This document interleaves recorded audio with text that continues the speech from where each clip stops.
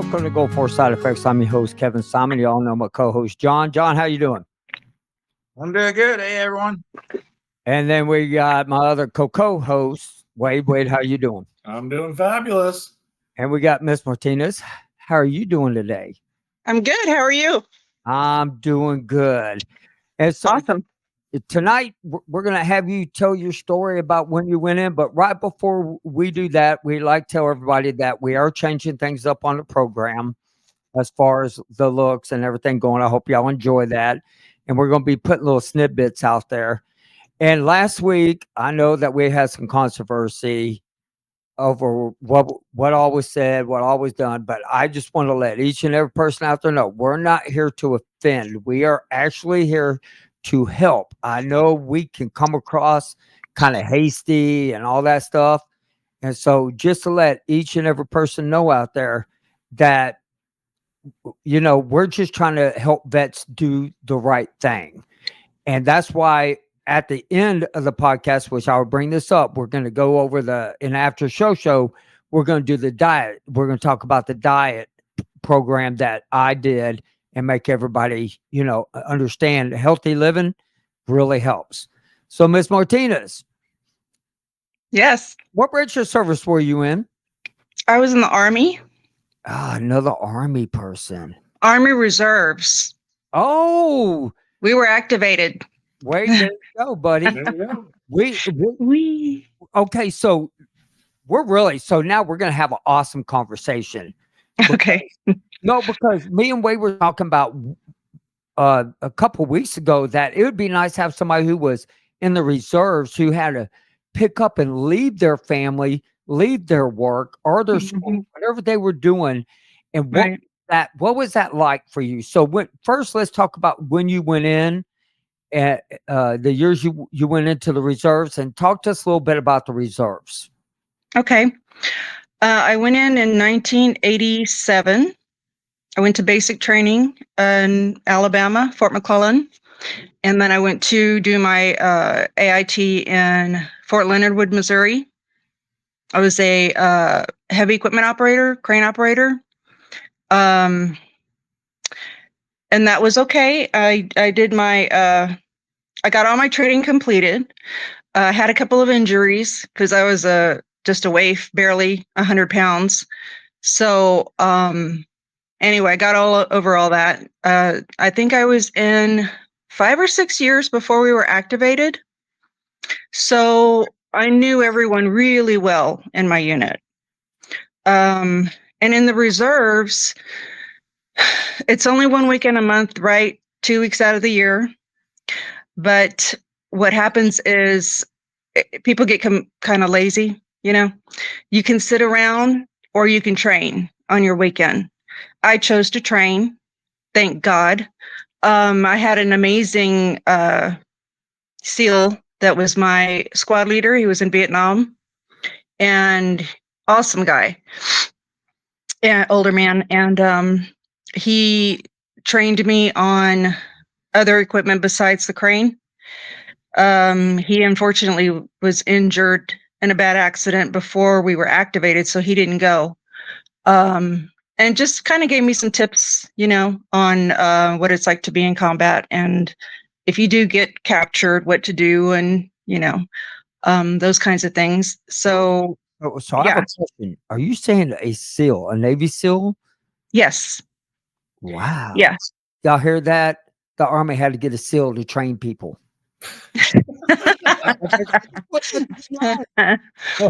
He was retired and he decided to do reserves.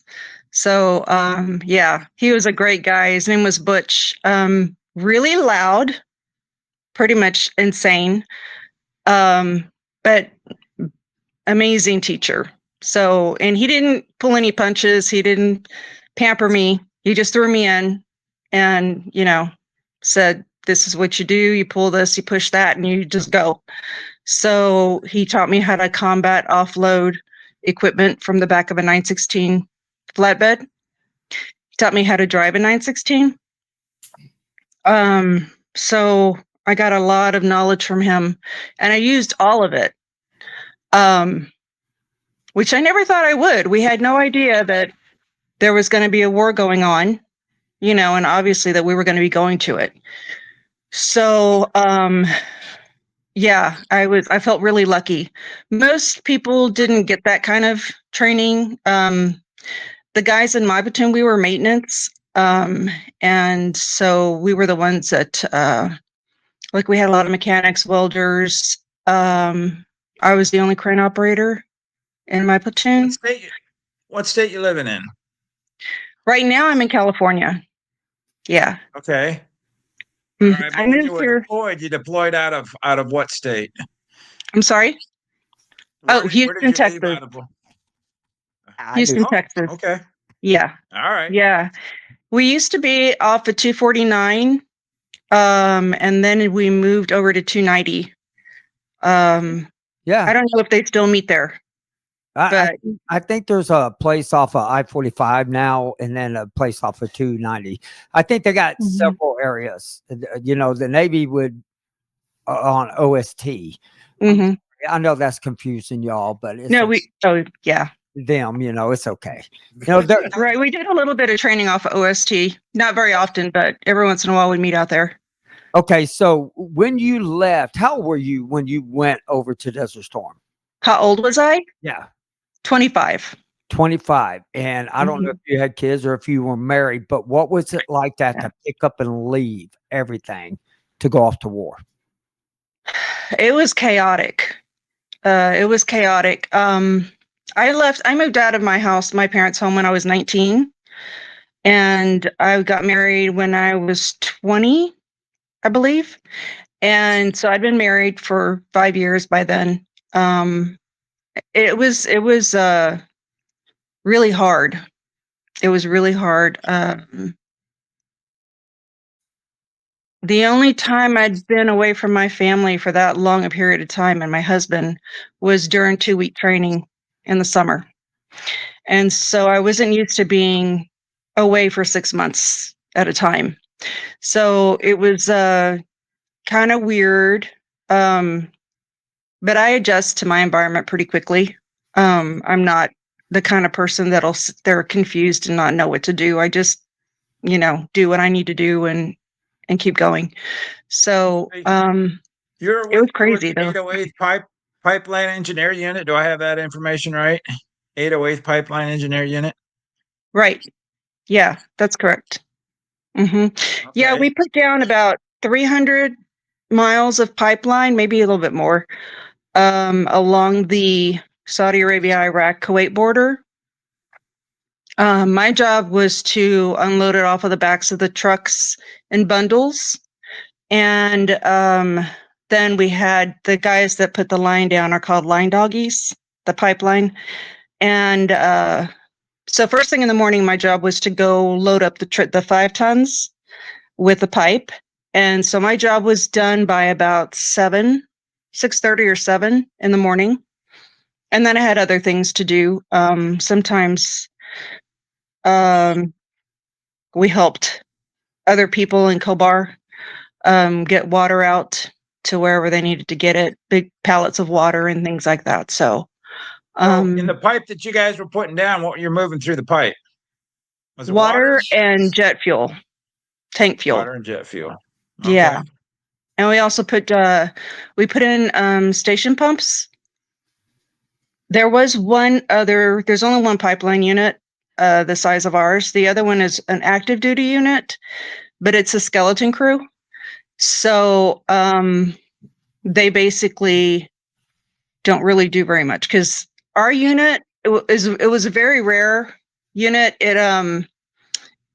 We were able to actually pick up and move everything, equipment and all, and personnel within 24 hours from one location to another, set it up, take it down, pick everything up, move into another location within 24 hours. So we were self-sufficient. We didn't have we didn't have like a not a battalion, but we were a redhead stepchild. We had to be attached to another command. Yeah, we were the same thing, but but you were running. I mean, it was a heavy junk, right? You had heavy equipment, clearly, right? Heavy junk because you were a crane operator. So I mean, you Yeah. had to have stuff to offload the pipe, and I'm guessing you guys bury the pipe, or is this all above ground stuff? Above ground. Yeah, Okay. above ground. Yeah, we had a DC7 bulldozer. We had backhoes. We had all kinds of equipment. So I trained on all of it. I drove everything and operated everything we had. So we had tons of trailers, um, uh, everything we needed. We had a welding trailer. We had a tool truck, which kind of looks like a bird when you open it up. The sides kind of open up like this, and on the inside, it's lined with all the tools that we need. We had our own fuel truck, which I had to drive through fire one time in Arkansas. We were coming back from our training, and I just happened to be driving the fuel truck, and there was a fire. You know, we get fires down there, and we were driving back, and the firefighters were out there on the highway. There's fire on both sides, you know, and I'm sitting there like, I hope I don't blow up. You know, it's kind of scary, but I was so happy when we got out of there. I was like, oh my God, it would be the one time. Feel anything if you did blow up? That'd be pretty combustible, especially if it, I mean that. So, but yeah. Yeah. I asked the question about the heavy junk because our viewers know. I mean, they know what our jobs were when we were in the service. I was an engineer unit as well. I was a construction engineer. Okay. And when you said you ran all the heavy junk, I'm like, okay. My next question is, while you were in theater and you had all the equipment in theater, did you guys leave everything in the theater when you left? Did you leave? Oh no. No. You did not. Well, we did. We had to load it back on the ship and ship it back over. Yeah. Oh, so okay. Yeah, and it had to be all cleaned and inspected. Sorry? They deactivated us. We left all of our stuff there. Everything. Really? Yeah, Wow. we didn't take shit back with us. So Man, see, that's the problem with the Army. Like, no, Navy doesn't leave anything behind. Well, maybe it's just people. Well, I'm just saying. How are you going to leave everything behind when you carry it with you? Yeah. They got to take you back. Oh, okay, so this leads up to a really good question. So when you left, like I never asked Wade or John this at all, but when y'all called back home, did y'all have them little cards, that little phone cards they give you, and you put them inside a phone and you call back? No, we didn't. How'd y'all? No. We did. Yeah. Oh, we did, but I mean, we could never get to a phone. Special engineer unit. Yeah, not really. To get to a phone, you had to volunteer to do laundry in Jebel, you know, the Marine base. Yep. Okay, so we had to, if you wanted to use a phone to call home, you had to volunteer to do the entire units or your entire platoon's laundry in Jebel because there were payphones there. We were out in the desert in the middle of nowhere, so we didn't have access to a phone. I was all over the place because sorry? How much laundry did you do? A lot. I did a lot of laundry. Yeah. But then they started getting picky. And I'm like, it's a uniform. We're in the desert. Yeah. You know, I'm like, what are you complaining about? Somebody else is doing your laundry. So I quit doing it. I was like, yeah, I'm not going to do it anymore. I'm going to tell you right now, if that was the way, I would have washed your clothes, would not have put soap in it. And I would have done it on quick cycle, threw it in the dryer. I mean, that's what I would have done. No, I mean, oh, yeah. I showed you a picture of how we did our laundry. It was called in like a what even a bucket. That's how we did our laundry. We didn't go to damn what kind of laundry mat? What the hell's a laundry mat? Well, we also had we built some showers, and because we had they brought us out some, you know, plywood and all that stuff. They came and dropped it off, and so we were able to build. Yeah, well, we were engineers, so we built showers, we built outhouses, we built sinks in order so we could brush our teeth and stuff. So I mean, they didn't give us anything. If you wanted it, you had to build it. We even built a barbecue pit. It's from Texas. You got to have a barbecue pit. Listen. Kevin's laughing because because you're talking about sinks and stuff, and he's laughing because he doesn't get the premise of having to, your engineers, you have to build on. He's on a ship. Okay. So he had all of his stuff there. Hold on. I'm laughing at the fact that Wade is sitting right there looking at his eyes going, this sucks. I joined the wrong part. The one thing I'll say, because you were just going, I seen that we got Mike is on. I seen Dennis is on right now. And they can appreciate this, just like John and Delia, because appreciate this. But the engineers, once we got into it and they started getting the supplies, first they made weight benches, then they started making barbells, and the weights were made out of concrete block. So now we had something to work out with. Yeah. And when we were out in the desert, the flatbed would roll up, and this shipment's going to go ahead and be outhouses. And they unload it, and then so the next shipment are these showers.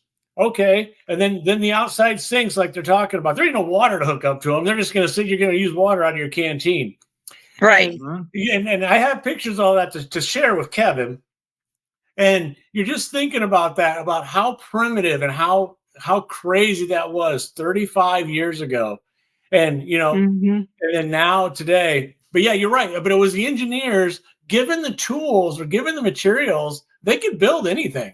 Oh yeah, we had some bunk beds. In our tent. They supplied. It wasn't just one. They didn't just make one. They were trying out thousands of these things everywhere. Yeah. So it's just crazy to hear her talk about that, and then like, oh yeah, I might take a shower she made, or So I will say this: now they roll out there, and it's a button they probably press, pops open a big tent, and then I know I'm talking about now. I'm sure it's damn near. It's not. That's probably not too far off, but yeah. I mean, in today's world, probably not. Right, and that's what I'm saying. I mean, I feel so bad for y'all that y'all joined the wrong part of the military. It's just we sure felt that way when we were out there. I'd do it again. I'm like, what have I done? To be honest with you, I now know I probably should have joined the Army. To be honest with y'all, I probably should have. Y'all have. Oh, you are going to catch so much shit from y'all more buttons to press than what. I mean, she got.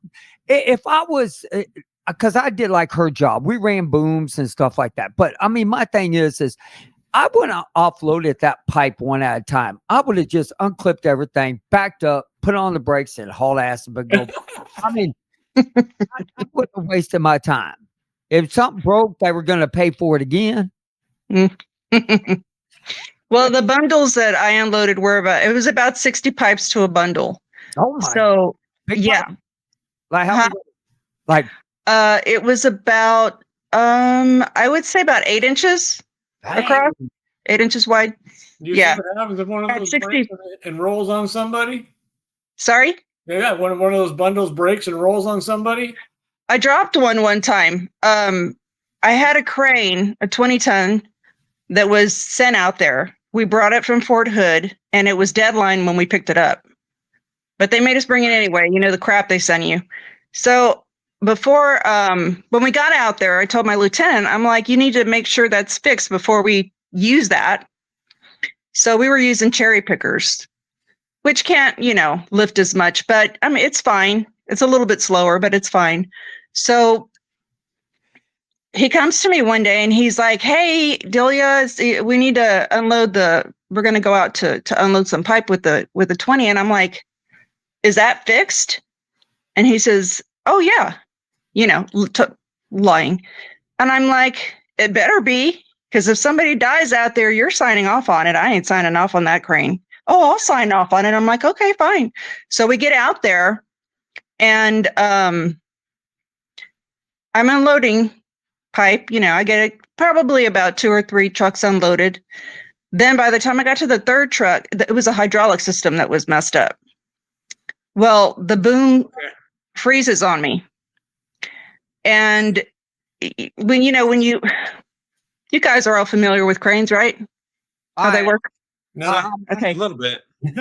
All right. So when you've got a hydraulic boom, once it freezes, you can't do anything with it except move it side to side. So I'm lifting this, and part of the process is lifting and pulling back and turning at the same time. Well, when you lift it right above the truck, you need to lift it high enough to where the counterweight is going to balance it out, and the train's not going to tip over. So that was the problem with the hydraulic. And I told the lieutenant that, but he wouldn't listen. You know, he didn't know what he was doing. So that's why I wouldn't sign off on it. He did. Second lieutenant or first Dropped lieutenant? it. Second lieutenant. There you go. So yeah. So when I noticed the boom wasn't going to come back, I just like screamed out the side of the door. I'm like, get out of the way, yelling at everybody, move, you know, because I couldn't really do anything with it. So I just swung it over really quick and just dropped it. And the pipe just went everywhere. And people were running like crazy because I was telling them it's going to fall. Right. And the crane almost went over. Had I not dropped that load fast enough, it would have tipped that crane. So yeah, that was fun. Impressed. I am so impressed that you told them to get out of the way. I would have just dropped that shit. No, like you get, hey, yeah, no, Well, the guy on the truck on the load on the pipe next to my load, that was because they got to give you hand signals because you can't see half of what you're doing. You're relying on that guy to give you hand signals, the correct hand signals, right, so that you don't kill somebody. And so he was standing on that crane. He jumped all the way from the top of that pipe all the way to the ground. So yeah. Yeah. Well, that's what was this. Well, pipe is pipe, but were you guys using plastic or cast or Cast? no? Yeah, it's heavy. Okay. Yeah, it's heavy. Cast. So that's Yeah. heavy ass shit. Okay. Yeah. I'm kind of enjoying watching Wade just sit there and go, I have no idea what they done. I jumped out of stupid, perfectly good airplanes. So how long were you in the desert? Is it? I'm going to pronounce your name. Is it Delia? How you pronounce your first name? Delia. How long were you in theater? 6 months. Oh, okay. Yeah. All right. When did you arrive? What month? We got there in January and we left in May. At the end of May. Yeah, beginning of January, end of May. Okay. So right at about exactly 6 months. Yeah. Oh, wow. Mm-hmm. Yeah. Yeah. You guys were there, what, a week? No, you're hilarious. We got there in November and went home in May. Yeah, it was crazy. Yeah. It was quite an experience. Yeah, but see, we didn't because we didn't join the Navy. We didn't go back to port and go and have some fun. You know, go on a beer run and you know all this kind of good stuff. Get him like out on the deck and get him that suntan. I ain't getting no suntan now. What, you think I wore like a Speedo out there or something? Absolutely not. You guys ever went to Bahrain? Oh, yeah. Oh, okay. I was gonna say you missed out if you didn't go to Bahrain. I'm curious. So, like, what did you do in the civilian world when you got activated? In the civilian world, I was working in an art museum. Okay. As a gallery guard, crappy little student job. I was in college. Both my husband and I were both in college. So I did in the reserves prior to going on active duty. So, and I mean, I knew like everybody who was in the reserves, obviously they had real jobs, and whether it be from pumping gas to working in an art gallery. So how long was it from the time that you got the letter or got a phone call that you guys were being activated to the time that you actually ended up over there? Let's see. We were activated in September, I think. Okay. So you and then we went over to Fort Hood in November, and we shipped out in January. Yeah. Okay. I mean, that's a little bit of time, but that's still fairly quick, especially with a family. Oh yeah. Well, you know, when I first saw it on the news, I thought my unit's going to go. We're the only pipeline unit around. And my husband was also in the reserves, and he's like, oh, you're not going to go. You're a girl, and they're not going to activate a girl. I'm like, okay. And he says, no, if anybody goes, we're going to go. He was a mechanic, and his unit ended up mixing with my unit because they got deactivated. They dissolved his unit. So half of them came with us and the other half went to the National Guard, and he went with the National Guard. Oh, so too. Huh? Your husband went over there too? No, he didn't. Oh. He had the option, but he didn't want to go. Well, somebody had to take care of the kids, though, right? We didn't have any kids. Oh, you didn't have kids? No, we didn't have any kids. No, it was just the two of us. Okay. Yeah. Okay. Some people were afraid to go. I'll put it that way. Which I don't know. If I had the option, I don't know. I might not have gone myself, We didn't know it was going to happen, So anyhow, my first lieutenant top called me and he was like, pack your shit. And I'm like, what? He says, pack your shit. I said, are you serious? We're going? He goes, yes, damn it, pack your shit. And I'm like, okay. So I called him back. I'm like, are you serious? He's like, yeah, I'm serious. I'm like, oh, all right. So, I'm like, what are you going to do? So packed up and we left. So you're going to pack your crap and go. That's what the heck you're going to do. Yes. So, yeah.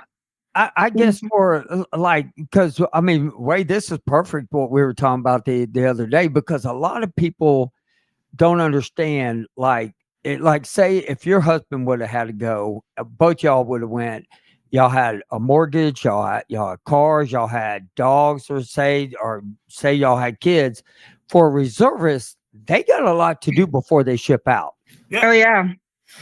Well, yeah, we were actually renting an apartment near our job, and because it was cheap, and we had to break our lease. So a lot of people had to go through that. And at the time, the government was pretty much forcing wherever you had a lease, they had to break it without making you pay it out. So he moved back home with his parents, with his dad. He had an apartment. So he moved out with him and we broke our lease. I had an amazing boss. I worked have you heard of the Mail Collection, Kevin? Mm-mm. It's a museum, huge museum in downtown Houston, the Montrose area, Museum District. Oh yeah. It's about 3 blocks long. Museum. He's I said museum in his life. He don't know how to spell museum. Dude, it is off the 610 West. All right. Keep it up. Picture the shit. Well, no, an art museum. I had an amazing boss. They gave me this huge going away party, and she paid me the whole time I was gone. Oh wow! Wow. Okay. Yeah. And I don't know too many people that got that deal. And she held my job for me when I came back. So, yeah. I'll tell you who was good about that. Sears. Oh yeah. Yeah. Sears. If you got shipped off, they paid wage. Your family wage while you. Yeah. There were a few companies that did it. Not a lot, but yeah, if you were lucky. You know how we always talk about like Desert Shield, Desert Storm was a big training testing ground for a lot of things, a lot of new toys, a lot of new things. So we just had a whole brigade from Iowa, from the National Guard that they just deployed and went through. And then they had a heads up. It wasn't a surprise deployment. It's not OPSEC. This was a planned deployment.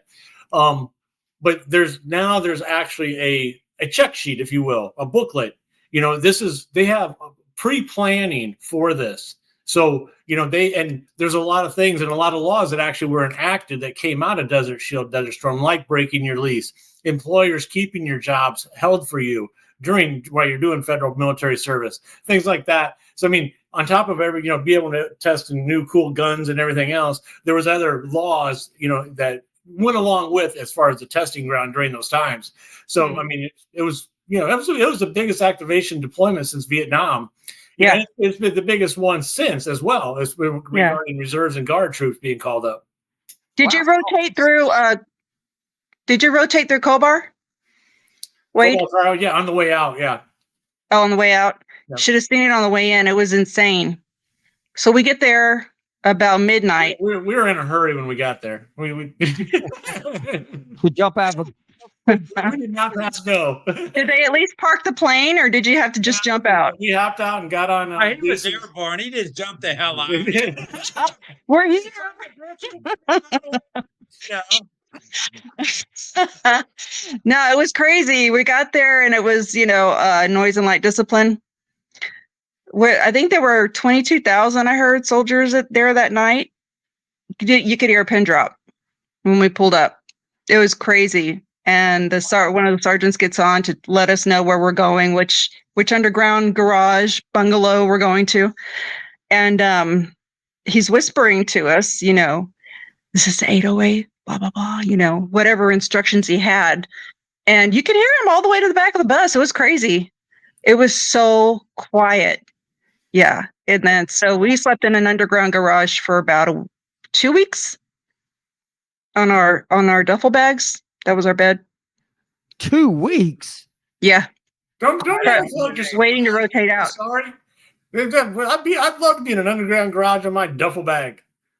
That'd be like luxury. We call that luxury. We were in tent city. We were in a tent city. We were just okay. We were Oh, just on a ship. sleeping in tents. Eating 3 hots a day before we went for our 2 weeks. We were chilling, Then we Nice. got on a damn bus and had some individual civilian driving us up there in a raggedy ass bus with no freaking heat, no air. Yeah. Barely moved. I know. The double decker, right? Was it a double decker? Really? No. We had 2 double deckers, and one of them we got lost. The driver got lost, and we were trying to find the other bus, and almost hit him head on. Huh? Oh, I was being sarcastic and say their GPS wasn't working. Wait, No. you did another bus head on. Sorry? You almost hit a bus head on. Yeah, the other bus the night we got there. Okay, so we get off. We're in the middle of nowhere. We land in the middle of nowhere because I'm looking around because they're saying we're getting ready to land, right? So we're in a commercial airplane. So I'm looking around. There's nothing out there. Nothing forever, just sand. And I'm like, where are we landing? Well, there's this landing strip in the middle of nowhere. There's an air control tower and a landing strip, and that's it. So we land, and they're like, double time. And, you got a duffel bag or 2 duffel bags. I had 4 M16s because I had to carry them for some people that went ahead of us. And, we're running, which is like, Having armor. You're doing the action. Yeah, with the flak jacket on, all your crap, and running, to the little area, which was cordoned off with those cement things they put on the freeway. I forget what they're called. Now, I was just trying to figure out why you were running around with 4 M16. Didn't you have an armor in your unit? Armor, somebody takes care of the weapons. We had to carry our weapons with us. Well, I mean, so did On the we, plane. but I don't know why you would be carrying other people's weapons. We had, because we had a unit that went ahead of us. What's that called? Advanced party. Reconnaissance, whatever. Anyway, it was about 20 of them that went ahead of us. Yeah, some of them were from my platoon, and so I had to carry their weapons. So, all right, here's my weapon. I don't want to have one on me if I'm engaged. Yeah. Sorry. So, so we're sitting in this little cubicle, for about 6 hours, just baking in the sun, waiting for somebody to pick us up. So the buses finally come get us, and then they get separated and lost and confused. And so now it's getting dark, and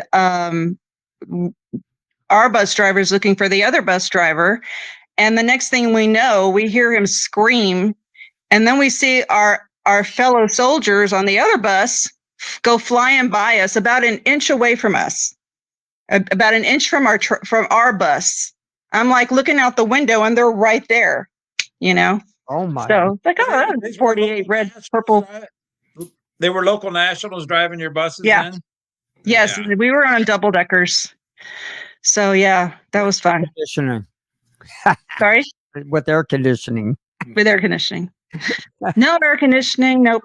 So yeah. Glad I went Navy. I'm telling you right now, air conditioning. Yep. No, No, showers. Oh yeah, of course. Showers. And hot food. And a real toilet. Anytime Yeah. you want it. Yeah. I, Yeah. I mean, I don't know if they're real toilets. So you can per se saying that in the Navy, but I mean they're toilets, but better than what y'all had.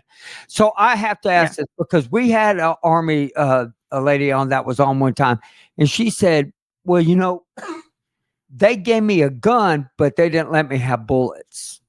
Now, were you able to have bullets? Do you remember that, John? She was on the show. She was talking about it. I do remember that. Yeah, which They kind of didn't have her bullets. So, but did you have bullets? Me? Yeah. Oh yeah, I distributed them every day. Oh, Yeah, I worked in the. I did had a lot of jobs because like I said, my job was over by about 7:30 in the morning. So then I went and distributed. I worked in the tool Connex, and which is basically like a garage, and I also distributed ammo, and whatever else there was to do, you know. But yeah, no, we had ammo. We had to turn it in when we got back to camp. There was no live ammo allowed in the camp. We had one goofy guy who was just something was wrong with that guy. He refused to bathe. He was kind of nutty, but he would take one round out of his magazine, and he had them stored in the bottom of his sleeping bag because a sniper got into our camp one night, and I don't know. He never got anybody. They chased him out to the desert. His truck got stuck, and then the MP's truck got stuck. So I don't know where they went. But anyway, so he was terrified. You know, oh, we're like, all we need is this crazy guy shooting at somebody. You know, killing one of us. So I kept telling his squad leader, I'm like, you need to talk to. His name was Bo, by the way. Yeah. You need to talk to Bo about this ammo. He needs to turn all of it in. So they finally confronted him one night and emptied his sleeping bag out, and he had about 20 rounds in there. And they he had built himself a bed with the plywood and the 2x4s. They threw his bed out of the tent. They threw his football all the way over to the highway. They threw everything out. We're like, can't come back in here. Yeah, you're done. So he slept outside. poor guy. I almost feel sorry for the guy. Yeah, You're gonna almost. watch Rock Yeah, Man. yeah. He was a little off, but yeah. So yeah, it's a kind of some people that were my the girl that was supposed to. We only had 12 females in our unit. There were about 200 of us. Some people didn't go. They were claiming back issues, so they didn't ship. And we had about 12 females. She was supposed to be my roommate, and when we were in Kobar Towers. We finally got an apartment for our platoon, and she was my roommate. She was so freaked out when we were there, because it looked like the 4th of July outside. It was crazy, like the first 4 weeks we were there. Constant alarms, scud alerts. Put on your mask, take off your mask. We didn't sleep for like 3 days. By the 3rd day, I was like, I'm done with this mess. So they clear your alarms pretty quick, I'm guessing, like they did yeah, the vast majority of us. Like, all right, clear. They're not really working. right, yeah. Well, she refused. She locked herself in our room and refused to come out. So I ended up sleeping in the hallway on the floor 90% of the time. If I would sit there and wait for her to come out to go to the bathroom so I could get in the room and get my things, whatever I needed to get. But she was so freaked out. I'm like, y'all just need to send her home. She's not going to be any kind of help to anybody. She was supposed to be my assistant because she was a truck driver. So she was just kind of supposed to be there for whatever I needed. I ended up having to find somebody else. Once we got out to the desert, she never did a single thing. She stayed in her tent the entire 6 months, and I never saw her. I saw her about 4 months in, and I didn't even recognize her. Pants were all out of her boots. She was all dirty. I'm like, oh my God, where have you been? She's like, oh, I stay in my tent. I'm like, oh my God, why is she still here? It was she just could not adjust to be in the whole situation. Yeah, there's some people. I mean, I know one guy. And they get away with it. They just don't do anything. Well, Yeah. he got on the airplane, went back home. Really? Oh yeah, yeah. Apparently they, and I'll tell you, I can't say his name, but golly, do I really want to? But I know. I shouldn't have said that guy's name, but now I'm like, oh, no, shouldn't have said that. you didn't say his name. You just said B.O. Audio. Everything. Oh, yeah. Well, I It was tell you what, crazy. Wade, you got any more questions?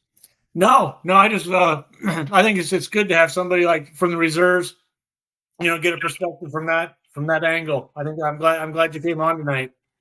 Thank you. I'm glad too. It was fun talking to you guys. Yeah. Hey, John, you got a radio or something going on with backfeed? Is somebody playing? No. Okay. For some reason I got backfeed. But anyway, thank you so much, Miss Martinez, for coming on. And we're about this after show. Wade, appreciate you coming on. John, always appreciate you. Yeah. Now, we're going to go into after show, and we're going to talk about anything we want to, Miss Martinez, and that. And I mean, we're getting off the wall stuff All right. and everything. So, everybody, thanks for listening. Y'all have a great night. Y'all go check out our Patreon. Y'all can always contact me at Kevin Simon at goldforcesideffects.com. And if there's, anybody that wants to join the show, we'd love to have you. Thank y'all for coming on. Thank you. Thanks, everybody. Thank you.